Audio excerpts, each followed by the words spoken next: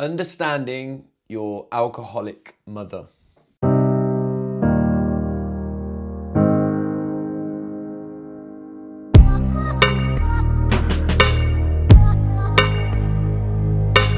Welcome back to Irrepressible. Ordinary people, extraordinary resilience, and I'm super excited to share today's episode with you. Today I am speaking to the incredible Colleen. Now, Colleen is from stateside over in America, but is making moves worldwide in the work that she does in advocating for COAs and people affected by their parent drinking. I've known Colleen online now for a number of years, and she's an absolute powerhouse in the space. I think she's a big deal. That may make her feel a little bit uneasy, me saying that, but I think everybody that knows this space, particularly the space for COAs, would agree with me. In the advocacy work that Colleen's been able to do, I think it's just been huge, and it's literally changing the space and changing the way that people view children of alcoholics and how they show up to the world in respect to that. In this episode, Colleen talks about her life, growing up with an alcoholic mother and eventually losing her, and how she came to terms with that, and what that meant and what that looked like, and how she moved into doing her advocacy work in the way that she does now. I don't need to say a lot about this. Most of you watching this will probably know Colleen, and you'll know how amazing she is in the work that she does. So if this is the first time that you've ever been here though, then please do make sure that you have subscribed and you've turned on the notifications so you know each and every time that we post a video. And honestly, particularly if you're affected by a parent's drinking, sit back, take this in, and bask in just how incredible a person Colleen is. Okay, Colleen, I'm very, very excited about this. How are you feeling? A little nervous, but I'm excited too. I'm surprised you're nervous, actually. Really? Yeah, look, I think it's because I see the work that you do online, and we get this perception, don't we, of other people that we see, and I think it's often a slightly different scenario, isn't it? So with that, why don't you just introduce yourself and tell us who you are and what you do? So my name is Colleen Perry, and I am a writer and advocate for adult children of alcoholics. I'm the daughter of an alcoholic, and my biggest drive is to make sure that, children of alcoholics don't feel the same isolation that I did growing up. So I started doing that by, sharing my individual story of being the child of an alcoholic. And, I do that on Instagram. I've gone out, I'm now on Facebook, Instagram, a couple different platforms. I'm trying to get out to as many kids and as many as adults as possible so that they can hear my story and know that they're not alone in that. And I've been doing the last 6 months or so, I've been getting more into like actual advocacy where I'm, a couple months ago, Tropicana did a campaign where they were advertising some not really okay behavior when it comes to drinking alcohol. And, I was doing some advocacy with that. And then also I started the Impacted by Alcoholism campaign on Instagram, where people share a picture and share their information about how they've been negatively impacted by alcoholism. Yeah, I think particularly the campaign that I've been affected by alcoholism, I think it's like with any campaign, isn't it? I remember when I saw it, and it's just almost just so simple. I've been affected by alcoholism, and then a space to kind of say what that means if you want to add anything, or you can just say that. I think it was when I saw it, I thought it's so powerful because it creates such an inclusive space, because not everybody wants to go out and, talk about it, but just to be able to acknowledge. And every time I see them pop up, I just think it's so good. Right. Well, part of the reason that I ended up doing that was after that campaign that Tropicana launched, you saw, they did the original campaign and a lot of people came out and were like, that's not really, that's not moral behavior. Like it's not, people drinking in closets, especially telling people to do that during a pandemic is not, it's not okay. It hurts the parents, it hurts the families, and it hurts the kids. And when they pulled the campaign back, actually, there was a lot of, a lot of people got kind of, went on about the cancel culture here in the United States and, people are just getting offended and this and that. And it's like, for me, I originally was like, kind of hurt by that, because it's like but hurt by that because it was like, you see that and it's like, why don't people understand this? But like on a deeper level, I kind of looked at it and I'm like, because it's not talked about. So that the Impact of Alcoholism came out of that, because I wanted to do something that showed how many people are actually affected by this on a daily basis. Like, and we just don't talk about it. And I think that we need to do, that's why I want to do the work that I do, to show people like this is really common all over the world, even though people don't talk about it, and trying to find ways to show people what they look like. It's one thing to throw a statistic at someone, but like when you actually see people's faces, like holding a piece of paper that says like, this has directly impacted my life, like that's powerful for people. Yeah. And that's what I think was really powerful that I saw in it, was every time, and listen, I do a lot of work in this space. I've got experience of it myself. I interact with these people every day, but even me, some of the pictures I see, because naturally I think we create pictures in our head. Some of the pictures that have come up on your profile with somebody holding the sign, there's still a bit of me that goes, wow, you really? Right. Do you know what I mean? And the kind of the diversity that is shown in the pictures that you've shared, right. It's just so powerful. So powerful. Right. It shows how many people are impacted by it, and it makes people pay attention. Like I've gotten so many emails from people that are like, I thought I was the only one. And your campaign showed me that that's not the case. And just that knowledge for so many people is such a game changer. Yeah. And look, everyone that I speak to that's affected by this stuff has a moment of realization. I remember when I was 25 years old and I was like, wow, I can't believe this is a thing. I can't believe that all these years I've been justified. Right. Like my struggle has been real and I've hidden it because I thought I was weak. So look, that kind of leads nicely into, and I might be guessing, but I guess that's kind of the road we're going to go down today. But the question that I always start by asking is what is the adversity that you've faced that you've felt meant that you've had to be resilient? So I grew up, like I mentioned before, I am the daughter of an alcoholic. Before I even was born, my mother was drinking. She drank through the pregnancy with me, and she drank through my entire childhood until she ended up passing away from complications due to alcoholism when I was 24.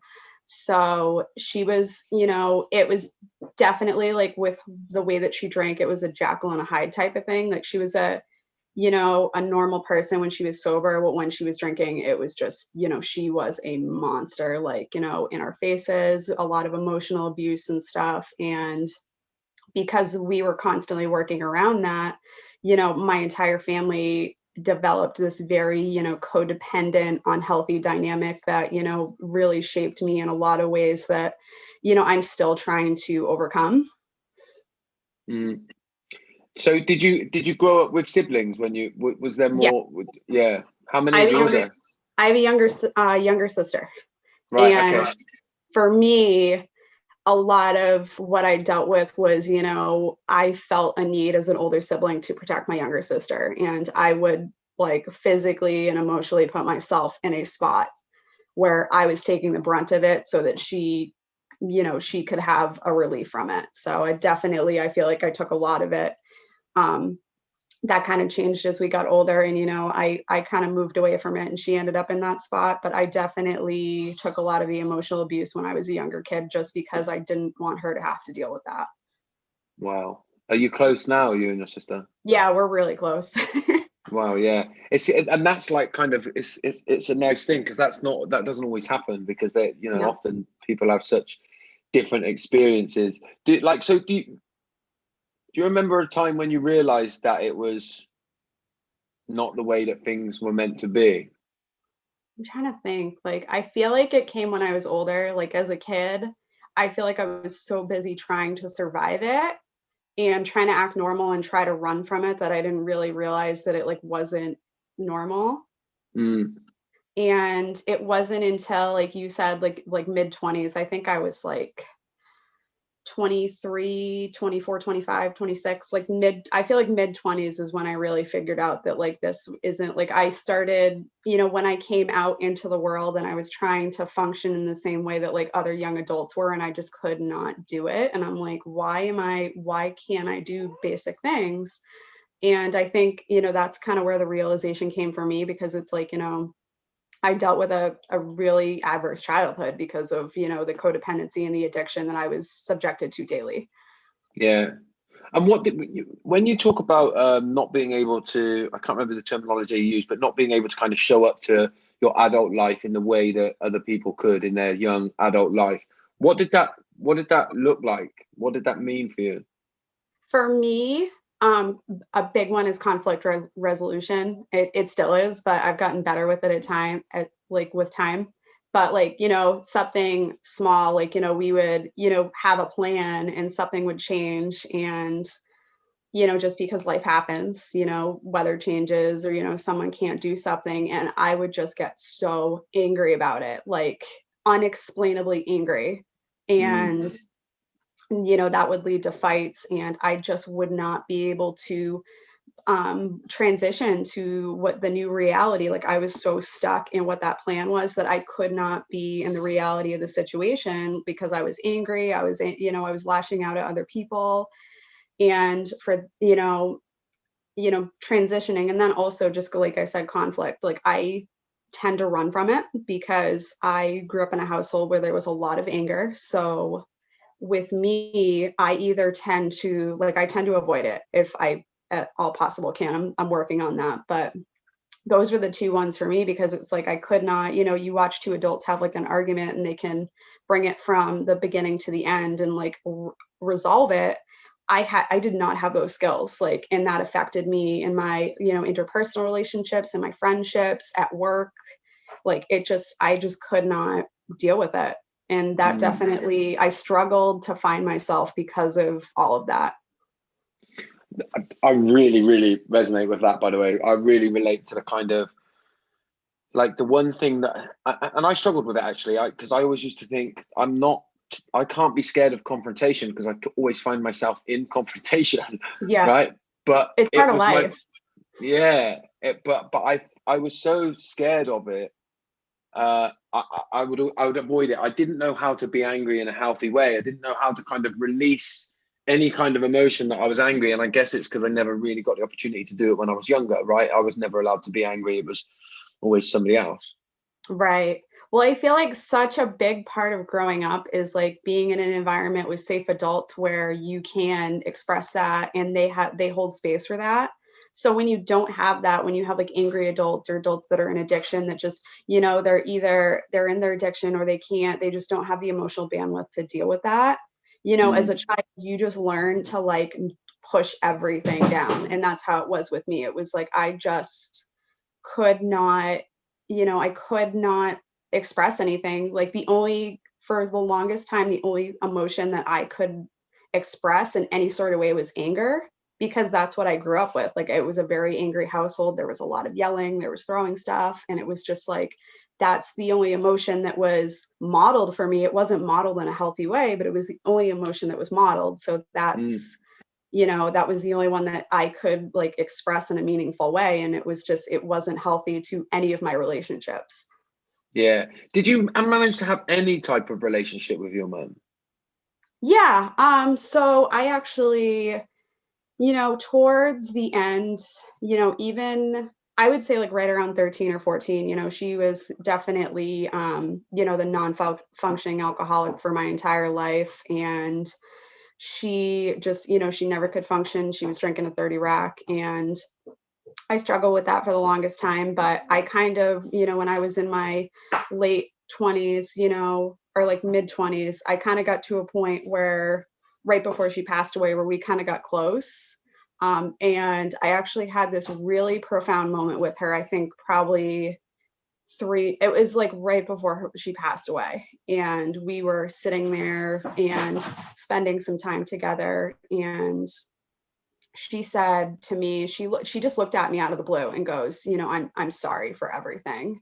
And it was just like, I forgave her in that moment. And it was definitely hard. And there's still stuff that I'm working through, there's still memories that I'm working through of stuff that she did. But at the same time, I'm so thankful that before she passed, we were able to have that moment where she did take responsibility and did apologize. And I was able to, give that gift of forgiveness to her. Cause I know that's not always the case. And everybody's situation is different, but I definitely was able to have a relationship with her. And it was definitely touch and go certain parts of my life, but towards the end, right before we lost her, we came to an understanding, and my healing journey, I'm thankful for that. Yeah, that's obviously such a powerful moment. And I think, to have kind of had that almost sort of grace to just have that moment where, because I think so many people in this position, all they really want is to just know that they mattered. And I think to get that apology almost gives you an idea that despite what your mum was going through, I guess, that you did matter. You did matter. Right. She felt she needed to get that across. Right. Well, I feel like addiction is so hard because, a lot of times, and this is another big issue that I have, we have a tendency of blaming, it's a moral failure on the addict that they got to that position, and we're not looking at the bigger picture. And what's helped me a ton is looking at my mom and looking, what happened before. There's probably something that happened that got her to that point. She didn't purposely hurt us. It was just, she was so deep within her addiction that she just could not see that her actions to fulfill the needs of that addiction were hurting her family. Yeah. And it doesn't excuse it. She's still responsible for what she did, but at the same time, I can look at it with a certain amount of grace and be I don't forgive it, but I understand it. It's so important. This is why you're so good at what you do, by the way, because you're able to talk about both sides of it, which is really, really, really important. Yeah. Yes, I forgive. Yes, I understand addiction. Yes, I can have compassion, and yes, it still hurts like hell. Yes, there's still loads of things that I have to work through that I can't fully comprehend or understand. And Right. I think they're the kind of that's the murky waters of which we kind of have to live our lives in, right? Those mixed emotions are just everywhere. Right. Which it's difficult. It's definitely, and especially living in a society that wants to, categorize it in a certain way, it can be very difficult. Yeah. How would you say that you've managed to work through it then in the times? Because look, I guess there's obviously always more to things than meets the eye, but you have certainly seems like you have a lot of self-awareness and a lot of kind of almost peace. Yeah. There's an element, I know there's always work, but there's an element of peace in you, an element of you've reached a place where you kind of, I don't know how to say the words, but how do you think how have you got there? What have you done to get to where you are? For me, the big two is I spend a lot of time outside, and I do a lot of hiking and stuff, and that definitely, I'm very much in my own head because growing up in that survival mode, I struggle to get out of my own head because it's I'm constantly looking for threats, constantly, and it's something that I'm working on. But when I get outside, for some reason, when I'm outside, when I'm hiking or I'm skiing, it just definitely, I get to a point where that all fades away and I'm able to focus on that moment, which is so important for me. And I think the other one would just be, the two others is, doing the research, reading the books, finding out, the awareness of what's going on and having a name for it is such a huge game changer, because then you can kind of be I know, like you said, when you come up with that awareness, it's, when you have a name for it, it's such a big game changer, because it's I feel like we've had to live with it our entire life and we don't have the terminology to explain it. So when we get to a point where we have that terminology, it's so it's empowering. It's empowering to know that that this is a thing, that, there are other people out there. And going into that, the community aspect of it, having other people that that you can talk to, that, have the similar experiences, and there isn't that shame there with them because they have the same experiences and they're not going to judge you. Those have been the big three for me. Yeah, that's so good, so good. And what I get from one of the things that you said there as well is, like, when you've lived a life that doesn't really make any sense, when you can start to try and make sense of it, a sense of such a mess, there's a lot of freedom that comes from that, right? And I really love how you've talked about community as well, and the need to have people around me that have been through the similar experiences, that I know that when I say what I say, they understand it. I think that's really, really important. And I think it's, something that we're supposed to have as humans as well. Right. And finally, I'm a little bit cautious of time, but we could talk for hours. That's the thing. I seriously. We've only scratched the surface, really. What, throughout everything that you've kind of been through, what would you say some of the biggest learnings about yourself have been? That I'm definitely stronger than I originally thought. Like, I grew up in a household where it was like I was told I was too emotional, I was too this, I was too much, and I've come to a point where I've realized that wasn't, for many years I thought I was too emotional, I'm too this, I'm too that, like I was too much. And through healing, I've realized that, like, that I'm not too much, that is, it's an important part of who I am. And not only that, but it gives me this incredible gift to be able to reach out to others and help them. So, it's part, I've come to peace. It's part of who I am. And it gives me the ability to help other people. And I'm trying to think of what else. Like, I think that, the community is such a big part of it. Like, I thought for the longest time, like, I could do it alone. I could go it alone. Like, I didn't need anybody. I got to this point by myself. And, there's a lot of healing within that community. And I've definitely leaned into that within the last couple of years too. Yeah, no, that's incredible. That's incredible. There's one more question I do want to ask you. If you could speak to, let's say, the 12-year-old you, what would you say? You're a lot stronger than you think that you are. And, it does get better. Just keep going. It gets better. Yeah. Incredible. Listen, this has been incredible. Like you say, there's so much more I'm sure we can talk Seriously. about. And listen, maybe we'll find a way to do that. Maybe we'll do a live or something at some point. Yeah, that'd be cool. What's the best way for people to find you? I am, the best way to find me is on Instagram. I'm at CA_Perry on Instagram. And if you go under my bio, it has all of my, like, on my Facebook, my blogs on there.